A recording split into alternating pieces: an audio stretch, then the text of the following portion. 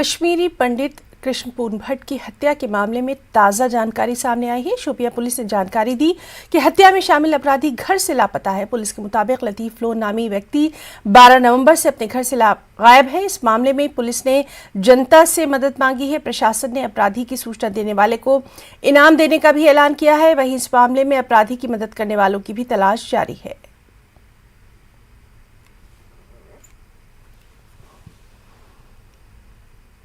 पुंछ जिले में गोलीबारी, बारूदी सुरंगों में विस्फोट और मुठभेड़ के दौरान अपने अंगों को गंवाने वाले लोगों के लिए एक खास कैंप का आयोजन किया गया। उन्हें सहयोग प्रदान करने के लिए दिल्ली की संस्था केविन क्लब की ओर से सेना के सहयोग से कृत्रिम अंग प्रदान किए गए। करीब 20 लोगों को कृत्रिम अंग प्रदान किए गए। क्लब के सदस्यों का कहना था कि पाकिस्तानी गोलीबारी और बारूदी सुरंग विस्फोट में अंग गंवा चुके लोगों को फिर से सामान्य रूप से खड़ा करने के लिए इस शिविर का आयोजन किया गया।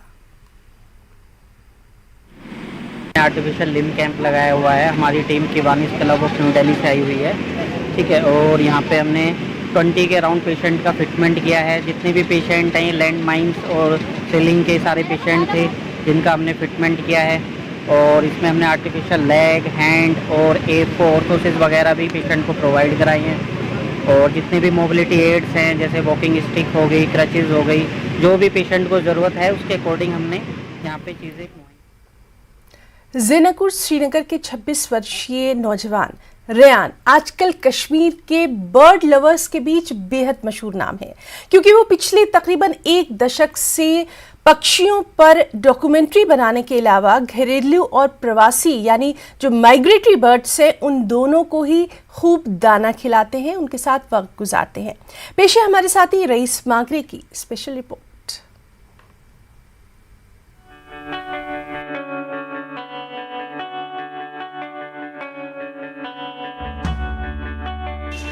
यंग बर्डमैन के नाम से मशहूर 26 साल के रेयान सभी प्रकार के पक्षियों के साथ गहरे प्रेम के कारण हर जगह लोकप्रियता प्राप्त कर रहे हैं। रेयान हर रोज सुबह पक्षियों को दाना डालते हैं और शाम को उनकी वापसी का इंतजार करते रहते हैं। रेयान इन पक्षी प्रजातियों पर अब तक कई डॉक्यूमेंट्री बना चुके हैं।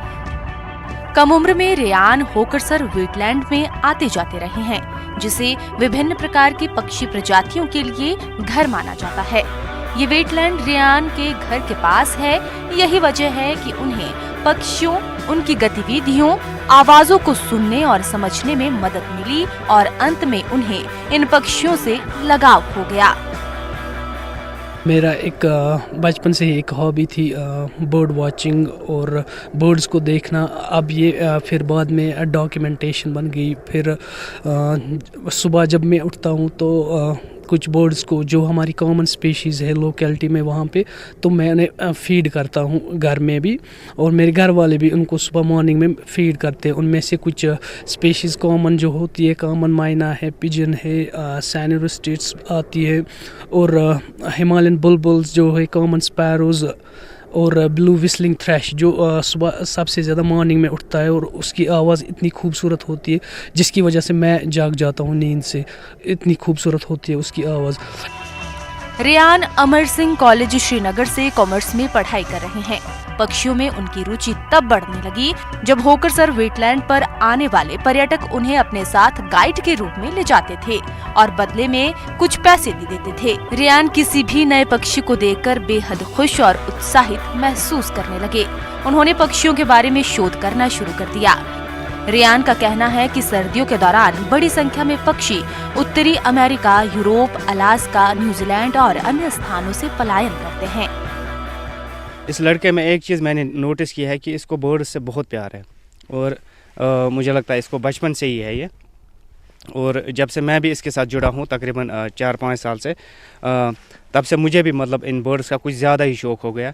तो मैं इसको हर जगह पे मतलब ये मोटिवेट ही करता हूँ कि नहीं भाई तू अच्छा कर रहा है, चाहे कोई कुछ भी बोले, तो अपने काम में लगा रहा है। और इन बेज़ुबानों की हमेशा हेल्प करता है और केयर भी करता है। रेयान में पक्षियों को उनकी ध्वनियों के माध्यम से पहचानने की अनूठी शक्ति है जो बेहद दुर्लभ है। उन्होंने अब तक कई पक्षियों का दस्तावेजीकरण किया है। जम्मू कश्मीर पर्यटन विभाग ने इस वर्ष स्थायी सस्टेनेबल इकोलॉजी को बढ़ावा देने के लिए पक्षी उत्सव का आयोजन किया है। जिसमें रेयान जैसे युवाओं को अपनी सलाहियतों को दिखाने का मौका मिलेगा। न्यूज़ 18 जम्मू कश्मीर लद्दाख हिमाचल के लिए सईद माकरी की रिपोर्ट।